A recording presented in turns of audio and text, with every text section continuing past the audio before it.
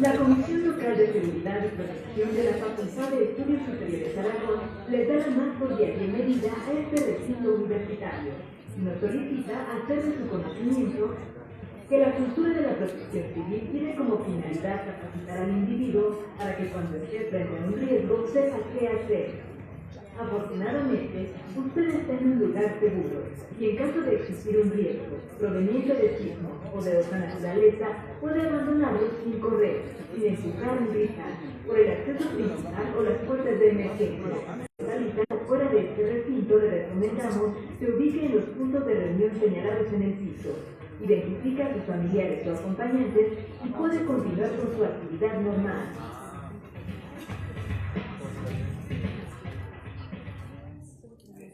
La Universidad Nacional Autónoma de México, a través de la Facultad de Estudios Superiores de Aragón, les da la más cordial bienvenida a esta conferencia titulada Comunicación, Tecnología y Dignidad Humana, una serie de experiencias de sistemas de investigación. En este caso, quiero dar la bienvenida y les solicito un fuerte aplauso para nuestro profesor de carrera, el doctor Hugo Sánchez Guriño. Quiero destacar que el doctor Sánchez Guriño ha sido profesor de esta facultad durante más de 3 décadas, casi 35 años de labor permanente en el ámbito docente, y él cuenta con líneas de investigación bastante sólidas, es un referente a nivel nacional en varios temas en los cuales es especializado, y en este caso lo que el doctor hará, aparte de platicar sobre el tema de la conferencia, también es externarles todas las experiencias que ha tenido en algunos de las participaciones en los congresos internacionales en los cuales ha estado presente. Como siempre, el doctor ha llevado muy en alto el nombre de nuestra facultad, el de la Universidad Nacional, y pues les comento que tenemos una grata sorpresa para todos ustedes al final de la conferencia que podemos comentar. Sin más preámbulo, le doy la bienvenida a nuestro profesor de carrera, el doctor Sánchez Guriño. Gracias, doctor. Buenos días a todos. Ahora sí que convocamos a los compañeros que teníamos clases en la mañana y en la tarde, básicamente pues para establecer esta conversación, este diálogo con ustedes.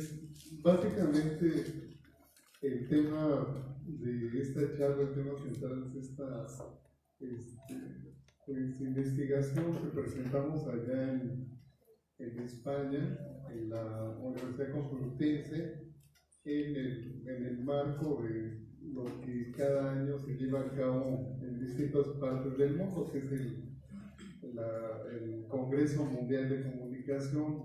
Este Congreso Mundial pues, reúne más o menos unos 30 países y reúne pues, universidades de todo el mundo, y pues ahí se presentan las distintas investigaciones que se realizan sobre nuestra disciplina a nivel mundial. Entonces lo mismo tenemos temas de carácter religioso, temas que tienen que ver con esto que está pasando ahorita entre Arabia Saudita, Irán y Estados Unidos, ¿no? De los grupos islámicos.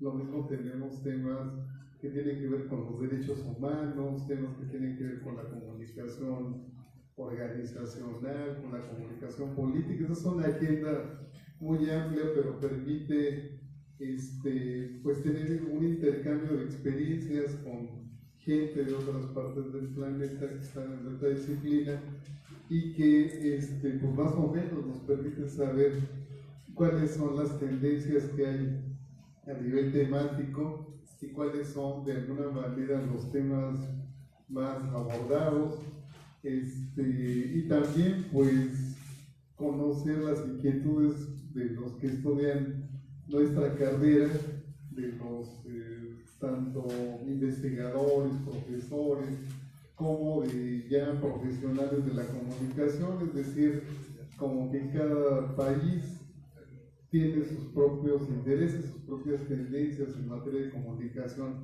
Entonces, a nosotros nos tocó llevar este tema de los periodistas asesinados en México, que pues es el tema viral, ¿no? Y que lo vamos a abordar en nuestras materias en estos días. Y nosotros seleccionamos al periodista Javier Valdés, que es un periodista, bueno, fue un periodista sinaloense que se especializó en los temas de narcotráfico en el norte del país y que, bueno, hace un par de años fue ejecutado públicamente al mediodía, saliendo de su oficina, y hasta la fecha pues no existen todavía más responsables. O sea, hay hipótesis, hay algunos detenidos, y el tema de este periodista es muy parecido a lo de Ayotzinapa, es decir, muchos de los culpables los están liberando, no hay todavía claridad. Hay distintas hipótesis sobre quién mató a este periodista, y ese fue un poco el tema, ¿no? que nosotros llevamos allá a la Universidad Complutense. Antes de entrar en materia del tema, sí es importante comentar un par de cosas que es importante que ustedes sepan, ¿no? La primera tiene que ver con, aunque ya lo hemos platicado en distintas clases, tiene que ver con el prestigio que tiene la UNAM a nivel mundial. Ya les había comentado. Antes de que yo viajara por esos países, pues escuchaba esto, lo leía, pero no es lo mismo leerlo y escucharlo que ya vivirlo en carne propia en otros países del planeta, comprobar que efectivamente la UNAM goza de un prestigio internacional muy importante y que además tiene las puertas abiertas prácticamente en todo el planeta, y que, bueno, pues eso repercute también en el prestigio de los estudios que ustedes cursan aquí, y que a diferencia no sé, de las universidades más caras que hay en México, ¿no? El Tecnológico de Monterrey, la Universidad Iberoamericana, el ITESO, etcétera, que también son universidades que están compitiendo a nivel mundial, todavía no tienen el prestigio que da UNAM, pese a que, bueno, pues ellos invierten sumas millonarias para que su franquicia no tenga ese prestigio. Entonces es importante esto. ¿Quién dictamina qué universidades son las más prestigiadas del planeta? Bueno, cada año se hace un ranking mundial de universidades, y son organismos internacionales los que hacen ese ranking. Pues cada año ustedes ven publicado el ranking y circulan en las redes y los periódicos, bueno, las 3 mejores universidades del planeta, las 10 más prestigiadas, y bueno, siempre aparece la UNAM. ¿Cuáles son algunos de esos indicadores que estos organismos internacionales evalúan para calificar a la UNAM? Pues uno de ellos es que sus profesores viajen y vayan a otros países del mundo y, bueno, compitan o expongan sus experiencias, sus investigaciones. Entonces, eso es lo que a mí me ha tocado hacer en el caso de esta disciplina. Pero casi de todas las disciplinas, se supone que anualmente viajan profesores, investigadores de todas las disciplinas, lo mismo a África, Europa, Asia, América Latina, y eso pues no lo hacen todas las universidades, aunado a que presentar nuestras investigaciones en esos países, previamente fueron dictaminadas esas investigaciones. O sea, no es lo que se le ocurra a uno y ya no empiezan, no se dictaminan, ya las aprueban, ya se presentan allá. Y bueno, eso es bien importante señalarlo, que estos viajes no son de turismo, no son porque el maestro se va de vacaciones y se va a Europa, no, sino son viajes de trabajo, y que tienen que ver con esto, que bueno, hay organismos internacionales que evalúan ese trabajo, y bueno, pues, digo, a mí me toca menos del 0%, pero ya sumando lo que hacen todos los investigadores de la institución, pues ya es el 100% de esta cuantificación que hacen los organismos. Entonces, mientras más viaje uno y compita y participe en estas universidades del mundo, pues obviamente la UNAM va a seguir siendo calificada así. Entonces este año pues igual figura entre las 10 mejores del planeta. No es la primera, las 3 primeras son norteamericanas, ya lo platicamos. Las 3 mejores universidades del mundo son privadas, no son públicas. Eso también es un dato que yo les he platicado.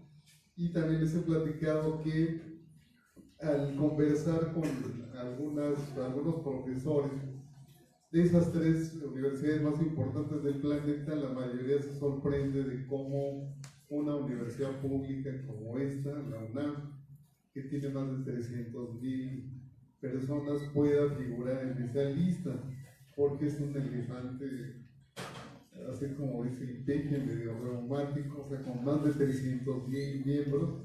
Las mejores universidades del planeta, pues, cuando mucho tienen entre 20 y 25,000 personas, son privadas, son muy caras, y bueno, pues únicamente una élite estudiar allí. Entonces sorpréndense cómo funciona una universidad pública que es gratis y además que tiene más de 300,000 personas y que figura en los rankings mundiales. Bueno, pues esa es la gran inquietud que te plantean. Pero sí es importante señalar que de América Latina, pues sí, competimos con Brasil y con Argentina, ¿no? Entonces finalmente la UNAM están los brasileños, están los argentinos, que son los que casi cada año están peleando esos 3 primeros lugares. Entonces, bueno, ¿esto qué implica para ustedes? Bueno, pues es la mejor universidad de México, ¿no? Del mundo. Obviamente el título que ustedes obtengan cuando terminen su carrera, pues ya les abrirá muchísimas puertas. Y obviamente con los programas que hay ahorita de movilidad, pues muchos de ustedes pueden irse a otro país, ¿no? O sea, en virtud de que la UNAM tiene esos convenios con casi todos los países del mundo, pues ustedes se pueden ir lo mismo a España, a Italia, a Alemania, etcétera. Y hay también alumnos de esos países que vienen a México, ¿no? Aquí en Aragón, pues creo que nada más he visto de Colombia, de Brasil, acá. Y acá en Ciencias Políticas, pues he visto alumnos de España, he visto alumnos de Portugal, tanto europeos como sudamericanos. Bueno, pues, por la movilidad están 6 meses aquí en nuestro país, igual que ustedes estarán 6 meses allá, que pues ya comparten las experiencias y la riqueza que eso implica. Pero bueno, este preámbulo era importante porque sí es un dato que me parece muy importante. El segundo dato, pues que creo que yo también que es importante comentarles, es que pues de nuestra disciplina hace, pues podríamos decir que unos 40 años, los pioneros de las ciencias de la comunicación, pues fueron norteamericanos, no fueron comunicólogos, no fueron sociólogos, que fueron los primeros. Ustedes llevan alguna materia sobre teoría de la comunicación, teoría de los medios, y los primeros fueron norteamericanos. A 30, 40 años de distancia, ya revisando los distintos bloques mundiales y a donde a mí me ha tocado ver de estos eventos, pues digamos de América Latina, los grandes maestros de nuestra disciplina, pues ya quedan prácticamente como 2 o 3 vivos, ¿no? De Venezuela, quizá de Colombia, de Venezuela y de Brasil, y aquí en México pues sí tenemos a 2 o 3 de los grandes maestros de las ciencias de la comunicación, los demás ya desaparecieron. A nivel en el norte, o sea, Canadá, Estados Unidos, pues ya la mayoría nada más dejaron su legado, y el de los más famosos pues es Marshall McLuhan, ¿no? El famoso Al medio es el mensaje. Él es de la Universidad Canadiense de Montreal, allí nos tocó participar hace un par de años, y allí su discípula de McLuhan es esta muchacha Naomi Klein, que es autora de un libro muy famoso que se llama No Logo, que se escribió en el año 2000, 99-2000, que es como la Biblia, digamos, de los movimientos antiglobalización, que bueno, eso vamos a hablar en las clases cuando veamos lo de la globalización. De la Universidad de Montreal Esa es, digamos, la cuna de Marshall McLuhan, el gran teórico el tatarabuelo de nuestra disciplina, y es una universidad que se parece mucho a cuando vemos las películas de Harry Potter, es la arquitectura de estas universidades británicas, que son las universidades británicas, casi las más antiguas. Esa arquitectura que tienen las británicas, la tiene esta Universidad de Montreal. Y bueno, esta chica, Naomi Klein, pues ella se sobrevive y es una gran teórica de la comunicación. Y ya a nivel europeo, pues se murió el más, digamos, famoso de los teóricos de nuestra disciplina, que es Umberto Eco, ¿no? Umberto Eco, yo estuve en Roma precisamente hace también un par de años, allá en la universidad donde estaba Umberto Eco. Él murió hace 3 años más o menos, y él hizo un libro clásico para nosotros, que son los apocalípticos y los integrados, ¿no? Los que ven el apocalipsis en los medios y los que son adictos a los medios, famosísimo ese libro que dejó toda una escuela de pensamiento, Umberto Eco. Y ya del continente europeo, pues el único gran maestro es Manuel Castells, del que vamos a comentar aquí algo, que es el creador de este concepto que se conoce como la sociedad red, o sea, que tiene que ver con la sociedad de la globalización. Y fuera de esto, pues en América Latina, solamente en Cuba, la pequeña isla cubana, allí todavía sobrevive ya como un abuelito, el primer teórico más importante de nuestra disciplina, Armando Matelar. Armando Matelar, que ya lo olvidaron prácticamente todas las generaciones. El gran Armando Matelar, él escribió los primeros libros así realmente asombrosos hace casi 40 años, ¿no? Y él junto con un chileno llamado Ariel Dorman, escribieron un libro muy famoso que se llama Para leer al Pato Donald, que fue el primer libro que intentó hacer un análisis del cómic, de la historieta, cuando no había videojuegos, ¿no? Precisamente este viernes tenemos un primer examen aquí de una tesis de videojuegos, un examen profesional. Están invitados, es interesante el tema.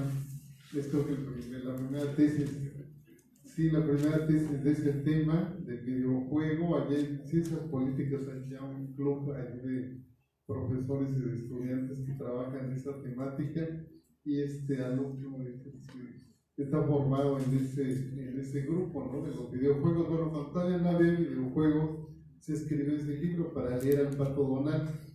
Del Armando Matelar, ya es una persona mayor, pero todavía piensa, todavía habla, y allí está vivo en Cuba, ¿no? Y yo espero verlo en diciembre, que voy a ir a Cuba otra vez. Hace 2 años lo vi allí. Y bueno, siguiendo la huella de nuestra disciplina, pues creo que es uno de los objetivos también de estos viajes, recuperar parte de esa historia, alguna que ya se perdió, otra que las nuevas generaciones ya no conocen, no han leído, y cuáles son algunas de sus aportaciones. Una vez ya comentado esto, compañeros, pues sí, entraremos en materia.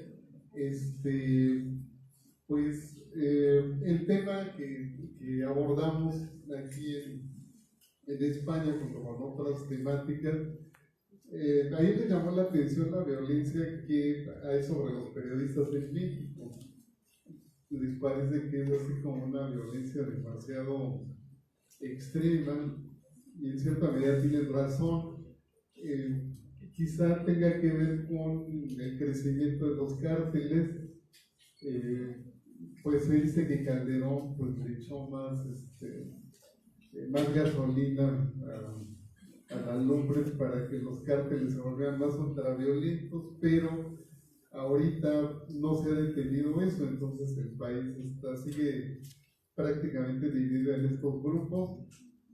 Obviamente la estrategia de Peje, pues no hay estrategia, o sea, nada más quieren que piensen en sus mamacitas y que pues que se porten bien, ¿no? Así nos dice él, aunque nosotros, algunos amigos que colaboran con él, mucho que no estamos de acuerdo con eso, porque eso no creemos que vaya a resolver el problema, pero él está convencido de que no confrontar esos grupos puede solucionar el problema. Sin embargo, observamos que han crecido, aparecieron nuevos cárteles, ya comentamos que un cártel es como una empresa, ¿no? Como una organización, no es una célula criminal así de 5 o 6 pandilleros, ¿no? Un cártel, por eso se le llama cártel, es una organización que tiene abogados, que tiene contadores, que tiene activistas en la red, que tiene toda una estructura empresarial,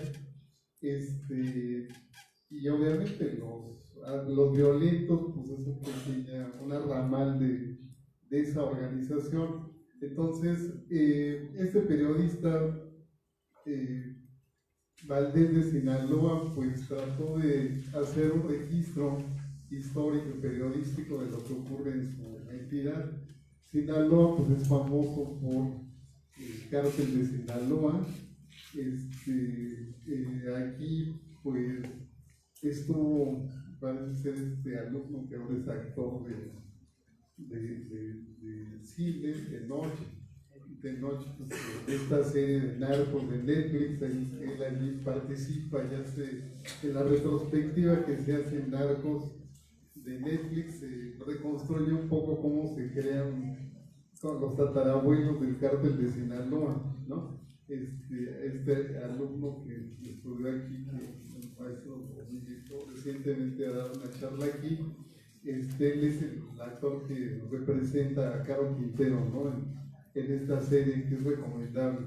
Y este cártel pues se construye en esta entidad, primero de manera muy artesanal, y después ya se va configurando como una gran empresa, y pues sus únicos rivales van a ser los colombianos, ¿no? Porque ellos, aquí en México pues es la marihuana, y los colombianos pues tienen la cocaína, y en términos de consumo pues la coca es más demandada que la marihuana, que es un poco la narrativa que hay en esta historia de Netflix, ¿no? Que es donde viene la gran crisis de Caro Quintero con nosotros líderes del cártel, porque su mercancía ya no tiene tanto impacto ni tanta demanda como es el caso de los colombianos. Sin embargo, pues aquí en Sinaloa se construye todo este cártel, y bueno, pues el periodista Valdés se encarga de hacer toda una crónica periodística cotidiana de lo que ocurrió en su entidad. Él, al igual que la periodista Miroslava, que es compañera de él, pero que trabaja más al norte, tenían una estrategia de trabajo muy parecida, o sea, hacer un poquito de manera testimonial y a través del reportaje ofrecer algunas pistas de cómo trabajan, cómo se mueven, cómo operan estos grupos.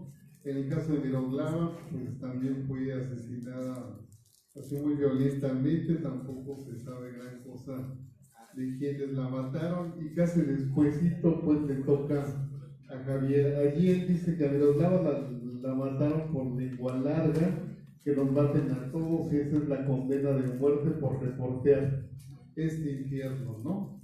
No el silencio. Entonces, para Valdés, pues el trabajo periodístico y el trabajo de reportería sobre este género, que es el género del narco, pues es caminar, digamos, allí en las brazas en la frontera de la vida y la muerte. También, bueno, aquí ponemos que este dato, ¿no? Que hay artículo 19 de esta organización que se dedica a la defensa de los periodistas. Dice que el asesinato de periodistas es relativamente algo normal en México. Aquí matar a un periodista pues es como matar, no sé, un pájaro o quizás a cualquier animal, que no hay una impunidad casi total, en virtud de que no existe ningún mecanismo para detener al agresor ni para proteger, en este caso, al comunicador. Aquí se dice que el Estado mexicano pues enfrenta ese gran desafío, fue enfrentando pues en este siglo XXI desde Fox, luego Calderón, con Peña se incrementó muchísimo y ahorita pues con AMLO no se detiene, o sea, no hay cifras que demuestren que se detenga esta violencia. Y bueno, aquí hasta junio de este año iban 7 9 periodistas asesinados, pero ya la cifra se incrementaron. Bueno, aquí ya el problema aquí que se plantea es quién mató a Javier Valdez o por qué lo mataron. En Sinaloa, pues ustedes saben, el Chapo Guzmán era el gran capo, ya fue extraditado, ya le dieron su condena ya en Estados Unidos, y en teoría el cárcel se lo dejó a sus hijos, los chapitos, ¿no? Como se les llama, y obviamente los chapitos se enfrentan a otros grupos que tienen el control de ese cártel. Aquí el asunto es que el periodista Valdez se le ocurre entrevistar a uno de los líderes del grupo contrario al de El Chapo, y todo parece indicar que esa entrevista es la que le genera parte del malestar al grupo contrario, y a raíz de ahí se inicia una forma de desaparecerlo o de plano matarlo públicamente. En este escenario, cuando extraditan al Chapo y ya es enjuiciado en Estados Unidos, su cártel se debilita y bueno, toma fuerza este cártel Jalisco Nueva Generación, ¿no? Que es uno de los más violentos y de los más poderosos que hay ahorita en México. En el DF, pues al menos puede haber 2 delegaciones en las que opera. Una de ellas es esta, la que compartimos aquí, la Gustavo Madero. Seguramente todos han escuchado cosas que suceden aquí en esta delegación, y este es uno de los cárteles que opera, y bueno, es uno de los cárteles enemigos de Sinaloa, y también se atribuye que jugó un papel muy importante en el asesinato de este periodista y de otros periodistas. Ahí pasamos. La que sigue, eso también. Eso también. Bueno, aquí pues partimos de lo que decíamos hace rato, que pues estamos en una sociedad global, ya no es, bueno, sí estamos en Rancho Seco, pero ya no es un rancho. México ya no es un rancho, México ya es una sociedad global. El propio AMLO pues dice que una de sus prioridades es que se ratifique el tratado, ahora que le llaman TEMEC, antes era el TLC, ahora es el TEMEC, el tratado de libre comercio con Canadá y con Estados Unidos, para que México siga estando en esa órbita global. Por lo tanto, bueno, pues estamos en esta cibersociedad o la sociedad red, como se le llama. Claro, hay de sociedad red a sociedad red, no es lo mismo la sociedad red canadiense o la sociedad red gringa que la sociedad red de Rancho Seco, ¿no? Ya lo hemos aquí platicado también. O sea, hay niveles, ¿no? Niveles de conectividad, de niveles tecnológicos y culturales, pero de todos modos sí formamos parte de esa comunidad, de esa sociedad. Y en ese contexto, pues, hace, digamos, 30 años se pensaba que cuando México entrara a este mundo global, pues, la violencia y una gran cantidad de problemas se acabarían, pero resultó todo lo contrario de ese pronóstico. El mundo feliz, pues, nunca llegó, ¿no? Entonces, sí, estos conceptos, pues ya, ¿no? La sociedad red, ya dijimos, la videopolítica, pues es la política en video, o la política en YouTube, ¿no? Prácticamente todos los cárteles suben sus mensajes a YouTube, entonces, de acuerdo con ya cada cártel le imprime un sello a su acción. Pues hay cárteles que le cortan una oreja a su víctima, hay cárteles que los degollan, hay cárteles que utilizan ciertas formas violentas extremas, y ese es su mensaje, esa es su huella. Pues cada cártel le imprime un sello, lo graban, lo filman y lo suben a la red, ¿no? Y ahí lo suben. Cada cártel tiene su canal de YouTube, digamos, para decirlo más didácticamente. Entonces, si ya queremos saber cuál es la didáctica de cada cártel, pues nos metemos a YouTube, ahí ponemos y ahí aparecen, ¿no? Qué capucha traen, qué nombre traen y cuál es su mensaje violento. Algunos son más sádicos que otros, pero finalmente todos, la sangre, digamos, ahí es como la película esta del payaso, no de Brosos, sino esta de Stephen King, del payaso que casi vomita sangre, ¿no? El payaso diabólico. Así son los cárteles, y probablemente ya la gente nos acostumbramos, ya es parte, como que se volvió parte de la vida cotidiana. Y bueno, allí es cártel con C, pero bueno, lo ponemos con K como una forma para distinguirlo, digamos, ¿no? Bueno, algunos obstáculos que se plantean para que la prensa, el periodismo sea realmente independiente en este mundo violento, pues por un lado se dice que la estructura legal, o sea, las leyes existen. Actualmente yo les he comentado que no existe una ley de protección a los periodistas. Hay un mecanismo de protección a los periodistas y a los defensores de derechos humanos. Ese mecanismo depende del gobierno, ¿no? De la Secretaría de Gobernación, pero las propias Naciones Unidas dicen que es un mecanismo realmente simbólico. Y el último periodista que renunció a ese mecanismo es Humberto Páez, del cual ya platicamos en alguna de las clases.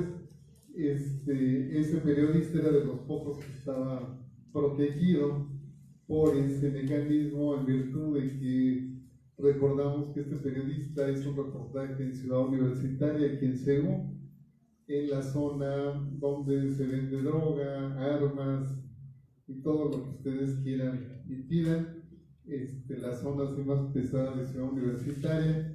Ahí este periodista se infiltró, se metió, pero pues lo descubrieron los narcomenudistas y bueno, lo amenazaron. Entonces él tuvo que apelar a este mecanismo de protección de periodistas, pero es tan vulnerable este mecanismo que hace unos días él renunció, porque realmente no lo protege. Otro de los periodistas que también recientemente él sí denunció este mecanismo fue Héctor de Mauleón, que ustedes han de haber leído algo de él. Este periodista, pues es periodista, cronista, escritor, pero es especialista también en temas de violencia. Él, me parece que en la colonia Condesa, ¿no? Quisieron robar su automóvil y a él lo quisieron agredir, pero él no estaba allí presente, se hizo guardaespaldas, y el guardaespaldas pues le disparó a uno de los agresores, y después se supo que el propio periodista le tiene que pagar de su bolsillo al guardaespaldas para que lo cuide. O sea, el Estado, el gobierno no tiene leyes ni tiene mecanismos. Entonces tú como periodista tienes que contratar a tu guarura para poder desempeñar tu trabajo de investigación sobre este tema. No son es que legalmente no existe un marco legal que proteja, ¿no?, el trabajo periodístico. En segundo lugar, pues los medios de comunicación pues siguen siendo empresas cuyos propietarios pues son personajes que tienen mucho dinero, o sea, la élite empresarial. Hasta el momento no existe un medio que sea así digamos que su financiamiento provenga de los propios periodistas, sino son grandes empresas. Entonces eso genera que los dueños de estos medios pues manejen la agenda política a favor o en contra de sus intereses, y eso también pues, puede conllevar a que los periodistas puedan ser sacrificados en cierto momento si la empresa lo considera adecuado.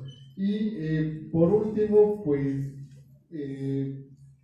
las audiencias, o sea, el gran público ya está tan acostumbrado a la violencia que el que asesinen a un periodista pues ya no causa el impacto que quizás existía hace muchos años.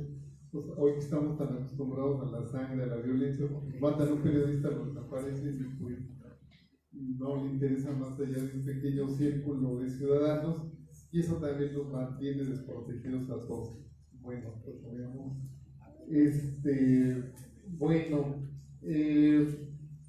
Bueno, aquí ponemos que cada vez más periodistas desaparecidos, torturados en México, asesinados en México. Aquí se dice que esta tarea no solo, dicen los organismos internacionales, que no solo son los cárteles, sino también políticos y policías. Ahí lo que ocurre pues, es que el cártel está en complicidad con políticos y con policías. Pues, obviamente un político que quiere ocultar cierta información, pues acuerda con el cártel para desaparecer al periodista. Pues no solo es el cártel, sino son grupos políticos y también grupos policíacos los principales enemigos del periodismo, ¿no?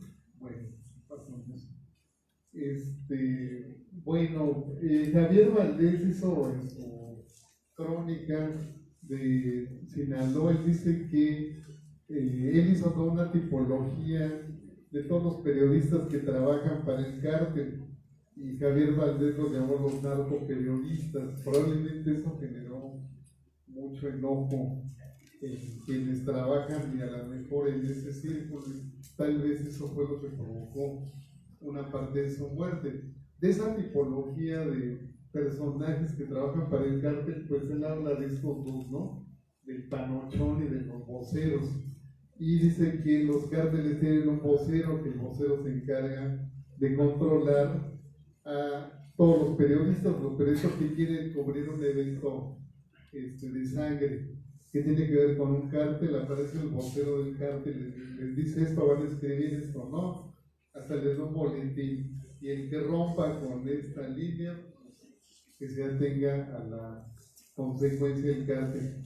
Y dice que los que les llaman los panochones son como esta figura que le llaman los niños halcones, ¿no? Que cuando utilizan a los niños, a las mujeres, que son los que dan el pitazo cuando viene la autoridad, ¿no? Que son los que trabajan como halcones o como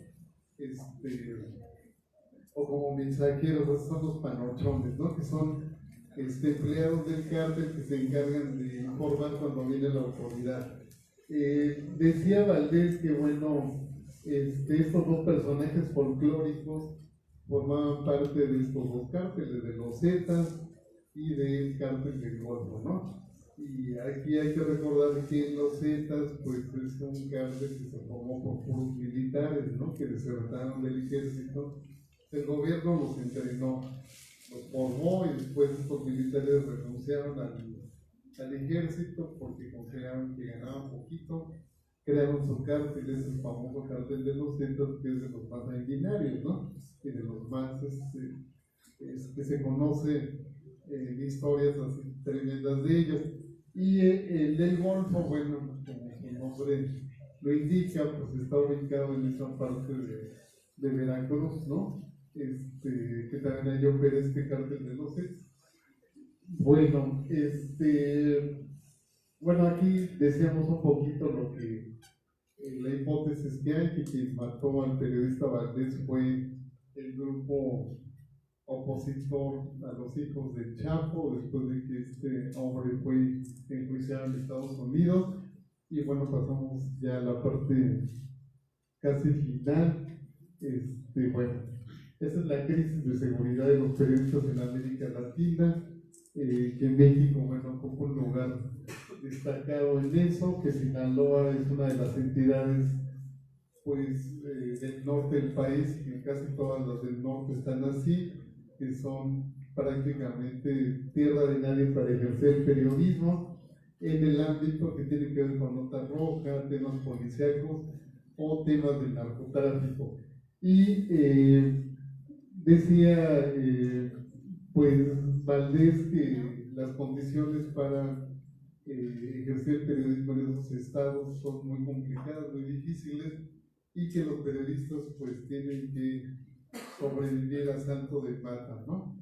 Y bueno, él decía que un periodista tiene el deber de informar sobre temas de interés público, acercándose a la verdad lo más que pueda.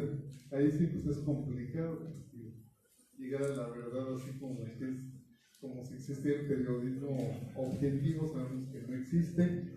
Y él dice contrastando fuentes y sobre todo practicando el oficio con una ética absoluta. Entonces, para el periodista Valdés, la ética y las fuentes son muy importantes para el ejercicio de nuestra profesión, y pues dice que la toma de la plaza es también la toma de la prensa. Entonces, bueno, este es en cierta medida el mensaje que nosotros comentamos allá en este evento, y bueno, ahí se suscitó todo un debate, porque en otros países, pues no, la violencia contra los periodistas no es como en México. Es un poco en esa analogía. Aquí, por ejemplo, vemos a un policía y lo insultamos, lo agredimos y le vemos así como la etiqueta de corrupto. Y cuando nos detienen, pues inmediatamente sacamos la cartera para sobornarlo, pero un policía en Estados Unidos, en Canadá o en los países europeos como que es muy respetado, ¿no? Y casi nadie, así que lo que dice el policía es como una figura demasiado, con una respetabilidad muy sólida, y no es como en el caso mexicano. Algo así ocurre con los periodistas. Mientras aquí en México son devaluados, agredidos, en otros países tienen un estatus muy distinto. Entonces, bueno, ese es el gran desafío que ahorita tendrá el gobierno de la 4T, y pues con nosotros, ¿no? Para ver cuál es el futuro de nuestra profesión, sobre todo quienes se dedican a este tipo de temas. No hay que perder de vista que hay otros temas que no tienen esa misma vulnerabilidad. Y en el periodismo pues tenemos 50.000 temas, no necesariamente son. Este es el caso de los que se dedican nada más a estos temas. Eso sería todo, compañeros, y bueno, pues muchas gracias.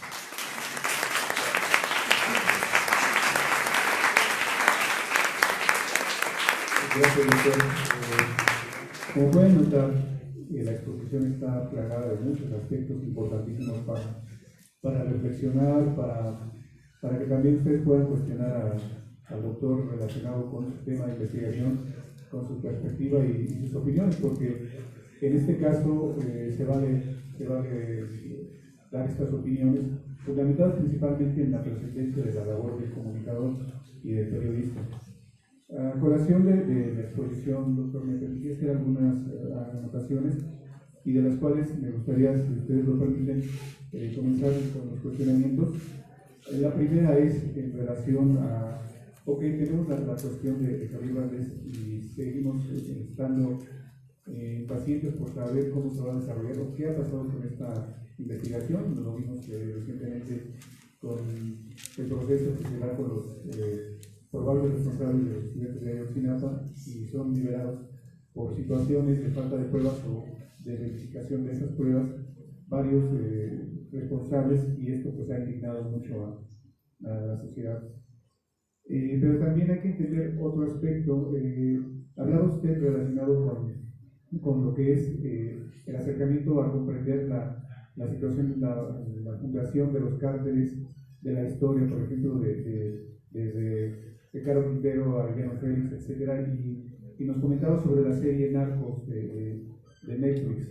Entonces, en este sentido, yo le quisiera cuestionar y preguntar hasta qué punto, porque digo, está hecho, se transmite, es aceptado, es considerado, incluso en Twitter algunos periodistas, por ejemplo, Mauleón, Daniel Moreno, etcétera, decían, está muy buena esa serie, ¿no? Puede verse porque vale la pena para entender cómo ha sido toda esta evolución, crecimiento del narcotráfico en México.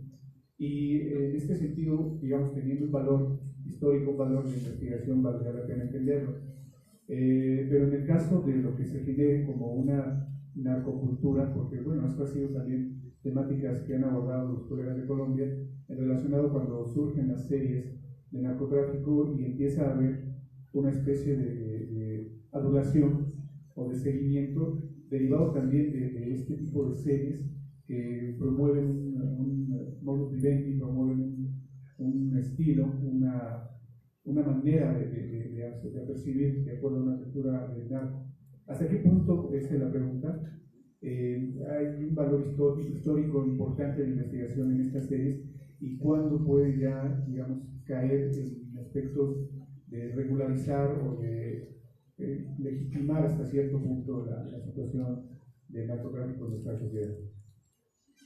Sí, bueno, esta serie ya viene a ser, digamos, como la cuarta o quinta generación de las pues, primeras series sobre esta temática que pues fueron en cierta medida de Colombia, porque hemos dicho que Colombia vivió igual que México, o sea, así como estamos viviendo ahorita, a Colombia les tocó, pero eso fue hace 30 años, y ya cuando llegó a un punto así, ya prácticamente insostenible, o sea, ya en Colombia los cárteles llegaron a poner coches bomba en las escuelas, por ejemplo, ¿no? Digamos, aquí venían y ponían un coche aquí afuera, se muriera quien fuera, o ponían coches bomba en los mercados. Entonces ya llegó un punto en el que el cártel ya se metía con la comunidad civil. Entonces allí fue cuando ya el gobierno norteamericano intervino y entonces ya hizo una alianza con el gobierno colombiano y entonces pues ya se dedicaron a cazar a Pablo Escobar, el famoso Escobar es como un chapo colombiano, ¿no? El chapo de Colombia. En esa época de Escobar, bueno, el chapo aquí en México pues, no era más que un simple empleado de uno de los cárteles. En la época de Escobar, aquí en México, el que mandaba en este cártel de Sinaloa, el famoso señor de los cielos, ¿no? Amado Carrillo, que era un señor, no como la serie, o sea, la serie aparece muy bonito, muy guapo, ¿no? El verdadero Amado Carrillo, el señor era un tipo feo, ¿no? O sea, por eso es que se supone que dicen que se murió haciéndose una cirugía, pero realmente pues, es una tesis poco creíble, lo más probable es que una de dos, o lo mataron o se volvió a este programa de Estados Unidos, ¿no? El testigo protegido. Entonces simplemente pues se convierte en colaborador de los norteamericanos, ya le dieron otra identidad y pues, obviamente dijeron que estaba muerto. Pero él era en esos años cuando en Colombia pasaba esto, aquí en el norte del país, pues es este señor Amado Carrillo, el señor de los cielos, que porque le gustaba volar y los aviones y cosas así, ¿no? El Chapo pues era un empleado menor, todavía no llegaba a la cumbre. Cuando eso pasa en Colombia, pues los gringos y el gobierno colombiano pues, hacen toda esta operación para acabar con Escobar, pero pues, de manera violenta. Y ahí es donde le ponen fin a ese ciclo allí en Colombia. Entonces todos los grupos que hay en Colombia, al ver lo que había ocurrido con Escobar, se vienen para México, ¿no? O sea, una operación allí, digamos, una operación como hormiga, o se está hundiendo el barco y todos los narcos saltan para no ahogarse, se vienen a México y aquí es cuando pues, se inicia todo este drama y se vienen a México en esos años, que es en los 90, 94, y entonces ya se instalan en México, pues lógico, aquí se desata, hasta antes de que ellos llegaran, como la serie esta de Netflix lo narra, era como muy artesanal, ¿no? La labor de los narcotraficantes y se metían muy poco con la población civil y la mayoría tenían como un convenio de complicidad con los políticos y con la autoridad, en este caso policíaca. Pero cuando llegan los colombianos, pues se desata la guerra y es cuando México inicia, digamos, toda esta escalada que llega hasta nuestros días y pues no hay forma de parar. Habíamos comentado que esta figura del sicario aquí en México eso no existía, ¿no? Existía en Colombia, que el sicario es un muchacho joven que únicamente trae su arma y su motocicleta y entonces le dan una orden de ejecutar a alguien y ya se ve su motocicleta y ejecuta a su víctima. Es más, hasta ellos tienen una virgen, ¿no? La Virgen de los Sicarios. Hay una novela que narra eso. Yo cuando fui a Colombia fui a la iglesia donde está la Virgen, hasta me traje mi virgencita de los sicarios, y sí, esa Virgen, ellos la veneran, o sea, los sicarios, después de que matan a su víctima, los que son generalmente jóvenes, muy jóvenes, ya llegan con sus motos a la iglesia y ya le rezan a su Virgen, que es la famosa Virgen de los Sicarios, y es muy famosa. A nivel mundial esa figura no existía en México, pero pues ahora sí ya, digamos, existe una versión azteca, se le sigue llamando sicarios aquí, pero no, a lo mejor tendrían que poner un nombre más mexicano, más azteca, ¿no? Pero bueno, todavía no aparece. Y hace como eso, pues una gran cantidad de elementos con esta cuestión de la narcocultura que dice el profesor. Quizás hay un elemento que llama la atención,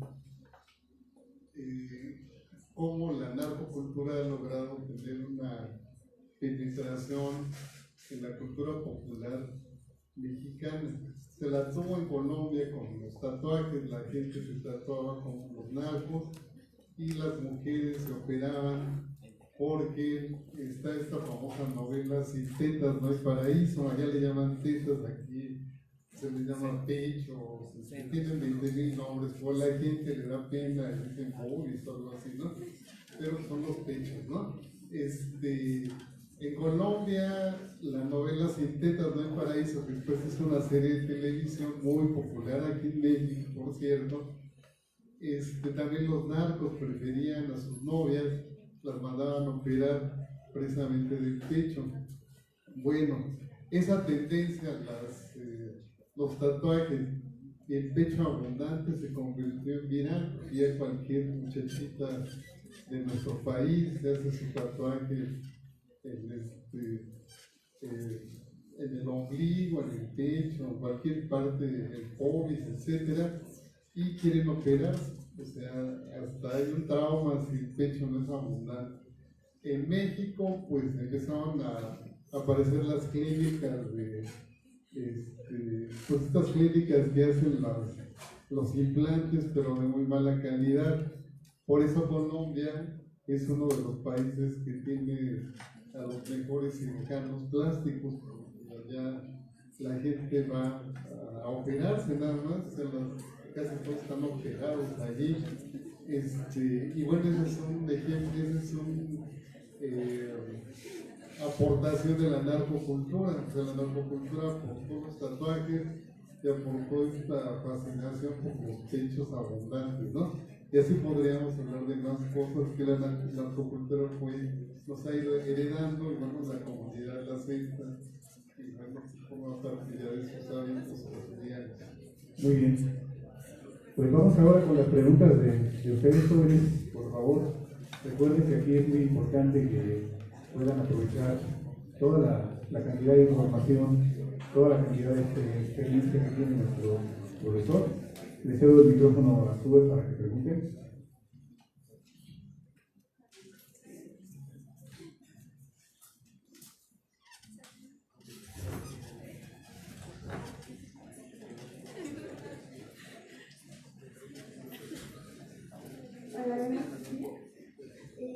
Mi pregunta es, ¿quién sería el teórico más importante y actual en el tema de la comunicación para usted?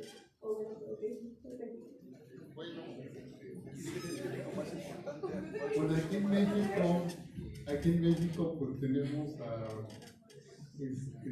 Raúl Trejo de Labre, a Javier Esteliú, que son dos de los grandes pensadores, pioneros, ¿no?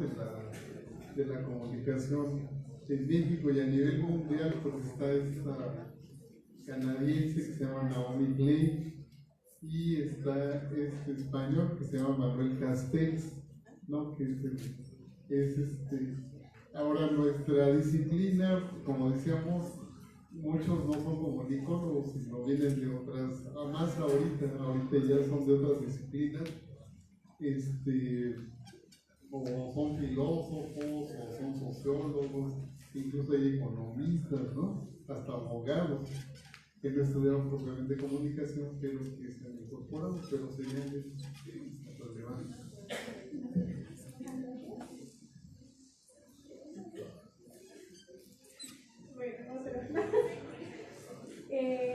¿Cuál es la diferencia entre grupos guerrilleros y narcotraficantes en el sureste mexicano? Bueno, lo de las guerrillas, pues es un fenómeno que surge, pues así que en la historia de México desde hace prácticamente de la revolución, ¿no? Desde la revolución mexicana, pero tiene su mayor auge cuando en Cuba un grupo de guerrilleros pues logran llegar al poder, y digamos el guerrillero más famoso pues, es el Che Guevara, ¿no? Fidel Castro, y el Che Guevara se convierte pues, en un emblema de toda la generación joven de la década de los 60, y todavía hasta la fecha pues esa imagen sigue estando presente en todos los movimientos de jóvenes rebeldes, ¿no? Y en México las guerrillas pues en muchos años después del 68, ¿no? Se formaron. Su objetivo pues, era un cambio, ¿no? Así más o menos como en Cuba, pero aquí no prosperó. Aquí hubo una represión muy sanguinaria, y con excepción de Colombia, pero en todos los países del mundo, pues los grupos guerrilleros son grupos de jóvenes que quieren un cambio, pero con excepción de Colombia. En Colombia sí hubo una alianza entre los grupos guerrilleros y los narcos, ¿no? Que es una narcoguerrilla, pero fuera de eso, pues no hay movimiento, o sea, son dos cosas muy distintas, ¿no? Bueno, a ver, ¿qué pasó con las autodefensas, blindar con los estados? Bueno, las autodefensas surgen como grupos organizados que ante la incapacidad del gobierno para defenderlos, entonces ellos se organizan, se arman y se supone que combaten a los grupos delictivos, en este caso a los cárteles. O sea, el más famoso pues, es el de Michoacán, donde lograron pues originalmente expulsar, ¿no? A los grupos de narcos, pero después ya no querían desarmarse, ya querían quedarse con sus armas, y entonces se convirtieron en un grupo armado que gobernó allí la comunidad. Hoy en día, pues en ese estado es donde más autodefensas hay. Ahorita, pues el autodefensa más famoso pues, es este señor Mireles, ¿no? El que ahora tiene un cargo en el seguro y que les llamó a las mujeres pirojas y nalguitas, ¿no? Y que apareció en todos los medios y que la gente se escandalizó porque este señor de sombrero, José Manuel Mireles, que fue un dirigente de una autodefensa en Michoacán, pues les llamó así a las mujeres, ¿no? Y pedían su renuncia y demás. Pero fuera de eso, los otros autodefensas pues, no han logrado esta popularidad, ¿no? Que este personaje consiguió. Acá tienen... Bueno, hay algunas autodefensas que han negociado, ¿no? Han negociado con el narco, porque es pues las rutas ahí de su comunidad, entonces también han negociado para que no los extorsionen, y así como que respetan que ellos trafiquen a cambio de que los dejen pues, vivir con cáncer. Tienen otra pregunta. Buenas tardes, Pablo Ibarra. Mi pregunta es, en la actualidad, muchas veces le preguntamos a los niños, ¿quién quiere ser de grande? Antes se respondía doctor, abogado, cosas así. He escuchado que ahora quiere decir, yo quiero ser narco, o cosas de ese tipo. ¿Cómo cree que la narcocultura afecta a la sociedad, sobre todo a los niños? Sí, bueno, ya yo les había comentado en uno de los grupos la experiencia que tuvimos aquí en Aragón no hace mucho, de que una profesora de la carrera de economía, ¿no? Vino aquí a la comercial, compró su despensa allí, su súper, y saliendo de la comercial, un par de muchachos la encañonan, le quitan su auto, se lo roban, ¿no? Eso fue un viernes, entonces ella llega el sábado aquí, llega el lunes aquí a dar su clase en la mañana y le dicen que su camioneta está en el estacionamiento de alumnos. Entonces ella viene, se asoma y en efecto su camioneta trae una copia de su llave, dice, ya me la llevo, le dicen no, mejor espérese, vamos a darle parte a la autoridad. Llaman a la autoridad, dicen vamos a hacer un operativo, etcétera. Y a la hora que salen los alumnos de Derecho de clase, pues ya los alumnos de Derecho salen, desactivan la alarma y se suben a la camioneta. Los detienen allí, los llevan a la bola, bueno, ¿qué será la bola? Porque ya la quitaron, tiene otro diseño allá arquitectónico, pero bueno, se llama la bola. Los llevan allí y a la media hora llega un grupo de abogados con su papá de los muchachos, ¿no? Y de manera simultánea ya la maestra ya la amenazó por teléfono, ya le dicen que tiene que retirar la denuncia, si no van a agredirle y demás. Y entonces se observa que, ahorita que es el compañero que hace la pregunta, pues que hay estudiantes, que hay familias que invitando, o a lo mejor un efecto de la narcocultura, ya las familias se dedican a eso, ¿no? Es una familia, sus hijos estudian Derecho, ya tienen un bufet, ya saben que si los detienen inmediatamente los abogados van, pagan la fianza, salen, pero de manera simultánea amenazan a la víctima, y eso, bueno, es una amenaza suave, a lo mejor puede haber sido, los liberan y los alumnos regresan a su actividad, no pudieron esta vez, pero seguramente le habrán robado no a otro maestro, a otra persona o a sus propios compañeros, y vemos estas familias que su comportamiento y organización tiene que ver mucho con la narcocultura, o sea, es una actividad que la ven como si tuvieran su restaurante, su cafetería, el papá tiene una función, la mamá, los hijos,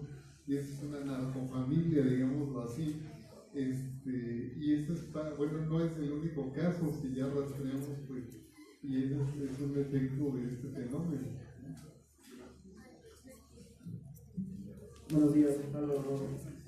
Hace rato se mencionó, bueno, el profesor hizo la pregunta de qué tan válido es que la narcocultura esté tan arraigada. Pues sí, se nota mucho en cualquier ámbito que se pueda ver. Vamos desde la prensa escrita que nos bombardea todo el tiempo con cosas de narcos, la televisión, la radio e incluso la música, ¿no? Se ha arraigado también mucho en los narcocorridos y ahí se ve el boom, ¿no? Que es lo que está vendiendo ahorita. Yo quiero conocer su opinión de que si ya sabemos que está arraigado la narcocultura en México, pero ¿es válido que esté tan arraigada? Sí, bueno, yo creo que sí ha crecido su popularidad. No recuerdo si en uno de los grupos que estamos aquí, cuando vimos el video de Gerardo Ortiz, ¿no? Fuiste mía. Entonces esta canción alcanza una popularidad importante, pero la canción no dice nada más allá de una narrativa cotidiana sobre el enamoramiento, una ruptura, pero vemos el video. Entonces en el video vemos que el protagonista del video es engañado por su novia. Entonces aparecen escenas donde el protagonista mata al hombre con el que su novia lo engaña. Y luego a la novia la amarra y la mete a la cajuela de su carro y le prende fuego al carro, ¿no? Entonces, oímos de fondo la canción Fuiste Mía, ¿no? Te elevas al cielo, me bajas, me dices que yo soy tu amor, bla, bla, bla. Pero como fondo la muchacha termina siendo quemada en la cajuela, encajuelada. Entonces, por ejemplo, pues es un buen ejemplo de narcocultura que llega a millones de fans de este cantante. Hubo un grupo ahí de mujeres que se quejó por eso, el video creo que lo quisieron prohibir, luego circuló de manera legal, ahí lo detuvieron, pero su música se empezó a vender más, ¿no? Y sus ganancias subieron, pero pues el mensaje era muy claro: violencia contra las mujeres, pero también todo el esquema del narco, o sea, te secuestran, te encarcelan y te queman vivo, que es el caso de Ayotzinapa, ¿no? O sea, para no morir quemado en las brasas del infierno, pero pues sí, seguramente sí murieron quemados, ¿no? Ahorita el gran drama nada más es saber quién los quemó, porque pues, a 5 años no estén vivos, ¿no? Y menos en manos de esos grupos guerreros tan ultraviolentos, ¿no? Como son, y ya revisando todos los testimonios. Entonces, regresando a la canción de Gerardo Ortiz, pues simplemente te encajuelan y te queman a los muchachos de Ayotzinapa por los testimonios de los propios delincuentes. También los mataron, los quemaron y sus cenizas las tiraron al mar, ¿no? Ese es el gran debate ahorita, 5 años de distancia, que sigue aclarándose. Hola, buenos días, Felipe Estrada. Hace rato mencionó que no hay una estrategia muy eficiente de seguridad en el país. Entonces mi pregunta sería, para usted, ¿cuál sería una estrategia que sí ayudara a solucionar los problemas que vive el país en inseguridad? Bueno, lo hemos platicado con los amigos, ¿no? que tenemos ahí en la 4G y demás.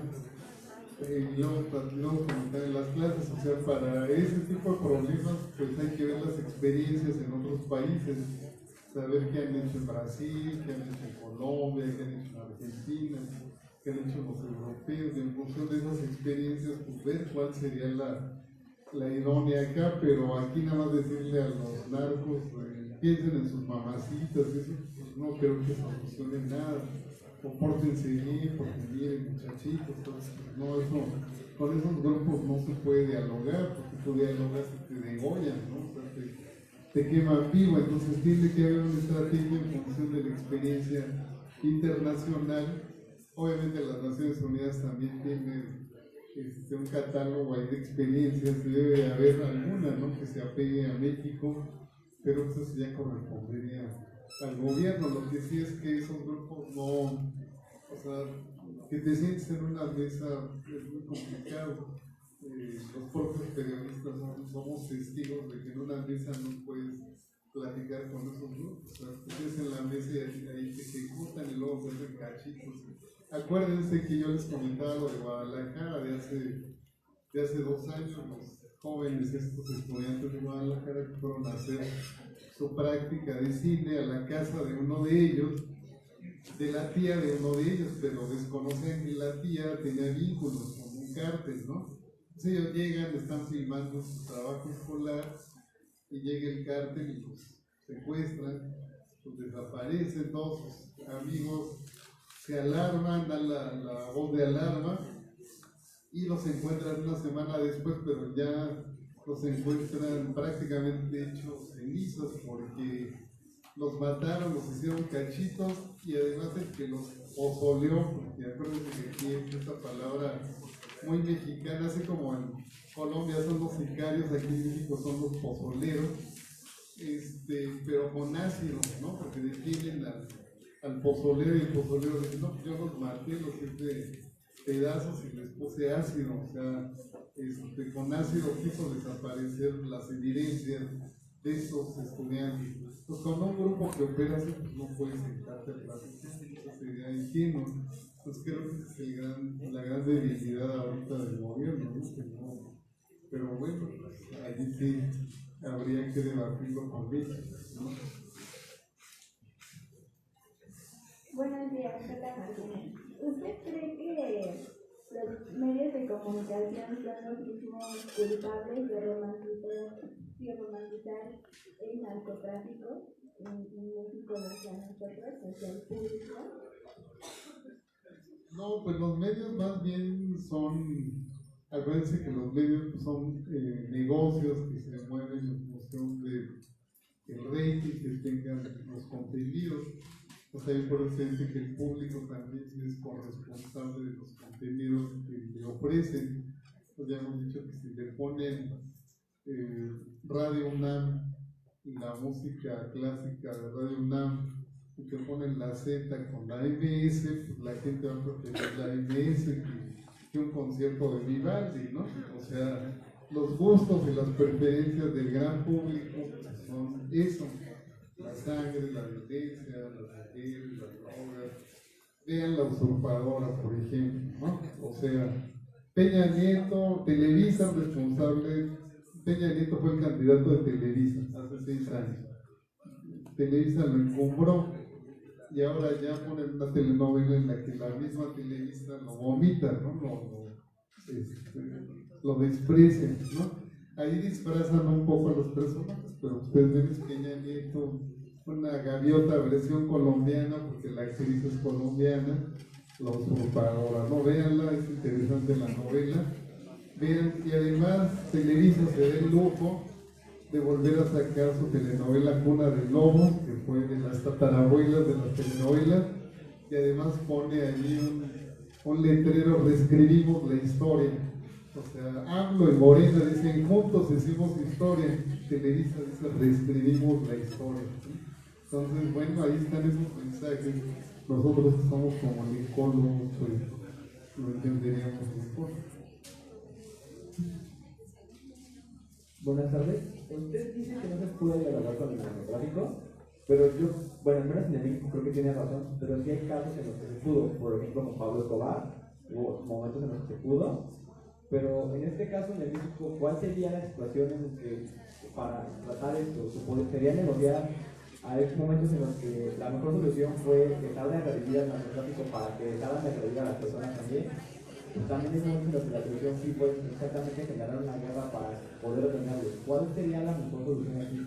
¿Un punto medio, agredirlos, tratar de dialogar? Bueno, que no creo que se pueda, pero ¿cuál sería una solución más factible? Es complicada la pregunta, pero, o sea, hay como decir, hay que ver las experiencias internacionales.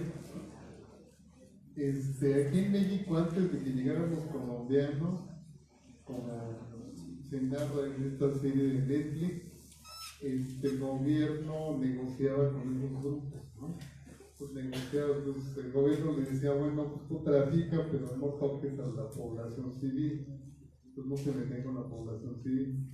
Pero llegan los colombianos, cambia todo, se inicia la guerra frontal contra ellos responden, entonces así como una guerra encarnizada. Habría que ver, ahí sí, yo no tengo una respuesta. Lo que sí, la respuesta es que dialogar con ellos no es una solución, o decirles que se porten bien, o que vayan a misa, o que les recen el padre, eso no soluciona. Ahí tiene que haber a lo mejor algunas estrategias, la de platicar con ellos, y la estrategia de fuerza, ¿no? Que es la que al menos hasta ahorita ha funcionado en el país más, la cuna de esto que fue Colombia, que en Colombia no funcionó otro método.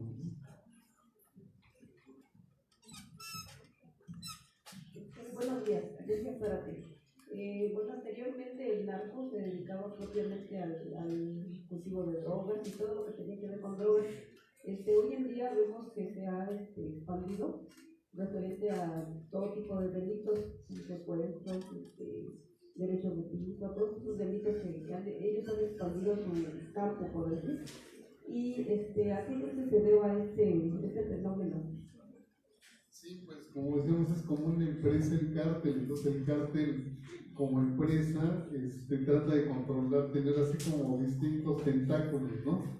Pues ahorita que decía usted la compañera, en efecto, por ejemplo, el cártel controla el tráfico de mujeres, ¿no?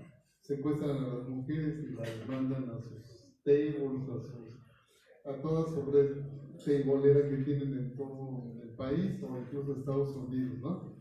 Y las desaparecen, ¿no? Ese es uno de los negocios que controlan. Controlan pues los secuestros, ¿no? Secuestros expresos, todos los secuestradores tienen su red.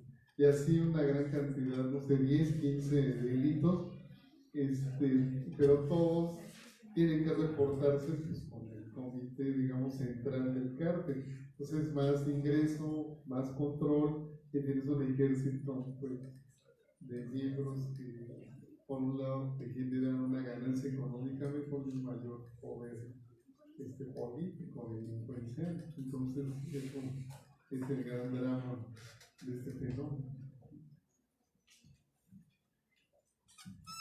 Buenos días. Mi pregunta va enfocada en cuanto a la seguridad y la protección a los periodistas directamente que se encargan de hacer nota roja y cubrir todos los temas que tengan mucho. Entonces, ¿qué pasaría si, o bueno, cuál cree que tendría que ser un detonador para que ante la ley podamos estar protegidos, o se puede estar protegido para ejercer de manera libre, tranquila, o saber que al menos la muerte de cualquiera de los personajes, un periodista, un fotógrafo, que cubra uno de estos eventos, pues no va a quedar impune? O sea, doy un organismo, pero usted lo comentó ahorita, ¿no? Que incluso una persona prefirió desertar su denuncia ante al apoyo con ese organismo y prefirió su seguridad. ¿Qué pasaría? ¿Qué cree que tendría que ser un detonante para que exista una ley o un organismo con mayor fuerza para la seguridad de los periodistas? Bueno, hasta ahorita pues es un poco difícil ahí hacer un pronóstico, pero digamos un detonante que se llevó a la sociedad pues fue hace 30 años cuando los zapatistas, por ejemplo, ¿no? Yo les he comentado que hace 30 años el que era secretario de Hacienda, Pedro Aspe, antes de que se firmaran los acuerdos, dijo: México ya no hay indios, los indios desaparecieron, ya estamos preparados para entrar al primer mundo, una semana antes de que se firmara el tratado. Y entonces pues todos se la creyeron, nos la creímos. Se firma el tratado y el día 2 de enero, el 1 de enero del 94, pues aparecen indígenas en Chiapas, ¿no? Y simbra la comunidad, parece así como si lo hubieran vomitado después de la cena de Año Nuevo, la sociedad así como que indígenas, ¿no? Y si uno revisa los periódicos de esa época, había periódicos que decían, es que no son mexicanos, los trajeron de otro país, los metieron en Chiapas, en México, y los hay indios, ¿no? Y así 20,000 especulaciones, pero pues eran más mexicanos que cualquiera de nosotros. Pero no fue un puñado, sino eran cientos de indígenas, y cuando empezamos a ver las escenas, así como que la opinión pública se paralizó literalmente, porque y bueno, ya obviamente el ejército fue a combatirlos. Ahora, el ejército que ahora son los héroes, la Guardia Nacional y bla, bla, bla, pues, históricamente son los que han reprimido pues a esos grupos, ¿no? Los grupos vulnerables. Y ya, creo que como la tercera semana, ya la misma sociedad reaccionó y dijo: pues si son indígenas, hay que defenderlos. Y entonces ya salieron a las calles. Ya Salinas tuvo que detener la masacre militar, y entonces tuvo que ocurrir eso para que sembrara, ¿no? La sociedad mexicana, no, que ya no había indios, y entonces, y ya bueno, cuando aparece el famoso comandante Marcos, que es el único que habla español y que conoce las lenguas y dialectos, y resulta que este personaje no es indio, sino es mestizo, y que estudió aquí en la UNAM, no en Aragón, aquí en la UNAM. Y entonces ya se viene todo el puente de comunicación en esa época de los indígenas, y resulta que sí tenemos un país donde hay millones de indígenas, no solo en Chiapas, en todas partes, pero para que hubiera una reacción de la opinión pública y el gobierno tuvo que ocurrir algo así que sembrara, ¿no? A la sociedad. No sé si ahorita puede ocurrir algo similar en otro sentido.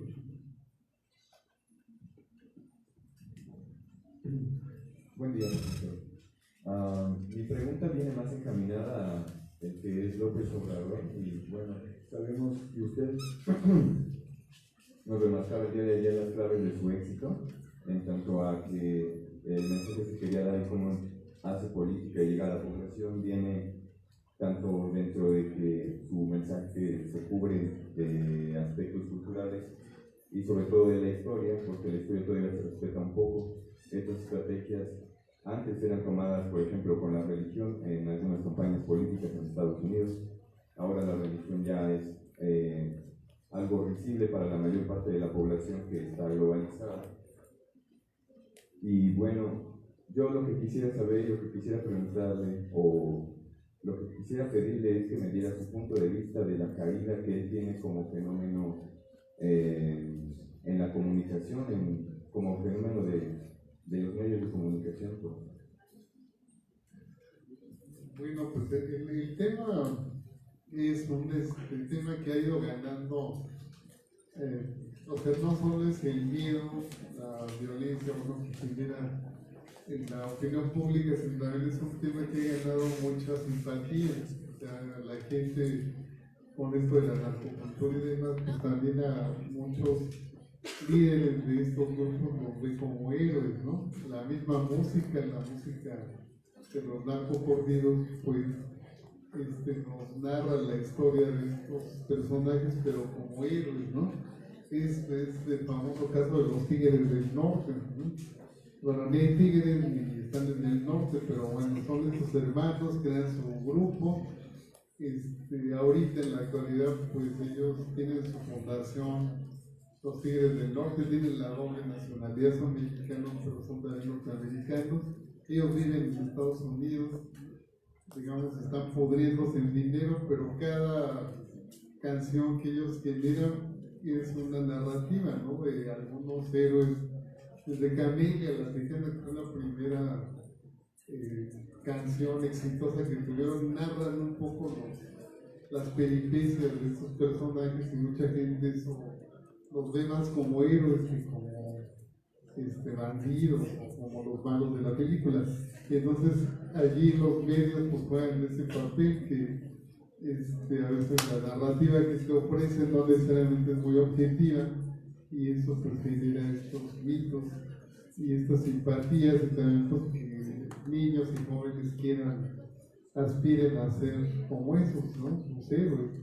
Entonces allí la otra cara de la moneda pues es que hay críticas a eso, como ustedes seguramente lo comentamos por ahí, de la ley de Coca-Cola, ¿no? La señora que se queja porque Coca-Cola en su campaña que pone en los espectaculares soy chingón, ¿no? La campaña soy chingón. La señora dice que esa campaña atenta, vulnera los valores familiares, porque Coca-Cola siempre fue una marca de valores familiares. O sea que tenemos los dos extremos, los que endiosan a los narcos y un sector de la sociedad civil que le parece que eso vulnera sus valores, ¿no? El uso de un lenguaje grosero, ciertas imágenes, la violencia, etc., como el caso de esta señora. Entonces ahí tendríamos esas dos vertientes y habría que ver pues, cuál nos toca, ¿no? Muy bien, pues miren, les quiero comentar algo para todos los que están aquí asistiendo, los que nos ven, los que puedan ver posteriormente el video. El doctor Sánchez Mudiño ya tiene varios años trabajando en diferentes líneas de investigación. Como bien lo comentó al inicio, él ha tenido a bien participar representando nuestra facultad de la universidad en diferentes congresos internacionales. Razón por la cual yo los invito, y de hecho es parte de esta conferencia, de esta actividad, a que ustedes se acerquen con el doctor Sánchez Mudiño, porque él necesita, de cierta forma, crear un cuadro de investigadores y trabajar líneas con ustedes. En su momento, cuando ustedes ya tengan porcentaje de créditos, podrían incluso liberar su servicio social a través del trabajo de investigación, y esto con miras a que también ustedes trabajen sus proyectos de tesis. Es decir, ustedes pueden concatenar, pueden hilvanar la investigación, especializarse, tener proyectos de alto calado con mucho impacto y finalmente liberar su servicio a la parte que se titula. Pero bueno, quiero hacerle una última pregunta al doctor para que ustedes se den cuenta de qué implica hacer lo que el doctor trabaja. El doctor está en el Sistema Nacional de Investigadores, SNI, y quisiera que nos comentara, doctor, la invitación primero que nada ya está hecha para que ustedes se acerquen con él, y quisiera que nos comentara qué significa y qué trabajo debe de tener un investigador del Sistema Nacional. Bueno, el CONACYT, que ustedes probablemente han escuchado de él, tiene su agenda donde está, digamos, una lista de, por decir, 500 investigadores nacionales, ¿no? Entonces, formar parte de esa lista de los investigadores del CONACYT significa que el investigador tiene que hacer un aporte al conocimiento y a una problemática que tenga el país, ¿no? En el caso mío, pues una de las temáticas es justamente esta de los temas de la violencia. Obviamente, más que del narcotráfico que hemos estado ahorita platicando, el trabajo que a mí me ha tocado allá aportar tiene que ver con lo que nos pasó el año pasado aquí, ¿no? En la UNAM, los grupos de estos estudiantiles de choque o los porros y demás. Allí yo he trabajado mucho este tema, he hecho una serie de aportaciones sobre quiénes los financian, quiénes los protegen, etc. Y entonces parte de ese trabajo obviamente también he planteado pues, propuestas para que ese problema se solucione y demás. Esa es un poco la tarea que tiene que hacer un investigador de CONACYT, o sea, tener una línea de investigación, aportar, enriquecer esa información y hacer propuestas de solución a ese problema. En este caso es un problema de violencia en la UNAM, que tiene 20.000 años de existencia, y cuál es su problemática y cuál es su solución. Obviamente, pues a un año de que pasó lo que ustedes vieron las imágenes hace un año en rectoría, pues no ha pasado nada. Ahí siguen esos grupos en toda la universidad, pero pues ahí está la investigación, ahí están las propuestas y ya depende de la autoridad que tome esas propuestas o no, pero el trabajo de el que realice investigaciones, tener fuentes documentales que aporten elementos para dar soluciones a un problema que en este caso forma parte de una institución como la UNAM. Y lo cual implica mucho trabajo de investigar, de publicar, de participar, de estar de un lado para otro. Sí, pues sí, ya lo hemos también platicado con los compañeros, un trabajo documental, pero también es un trabajo periodístico que hay que estar trabajando con estos grupos y bueno, tener técnicas para meterse y salirse de allí, pero bueno, eso ya cada investigador tiene que armar su propia agenda de diseño del trabajo, ¿no? De investigación. Pues muy bien. Un fuerte aplauso para nuestro profesor.